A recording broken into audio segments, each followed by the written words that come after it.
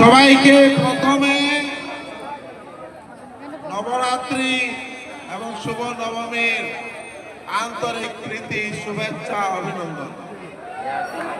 ৭৫তম বছর এই ইউটিলিটি ক্লাবে, আর আমাদের ক্লাবের সদস্য অশোক কুমার দেব, বিশিষ্ট সমাজসেবী। ওনার আজকে জন্মদিন, তাই ভাবলাম যে আমাদের এই পূর্ণ মুহূর্তে সবার সামনে আমাদের অশোকদা ওনার জন্মদিন উদযাপন করবে। বিশেষ করে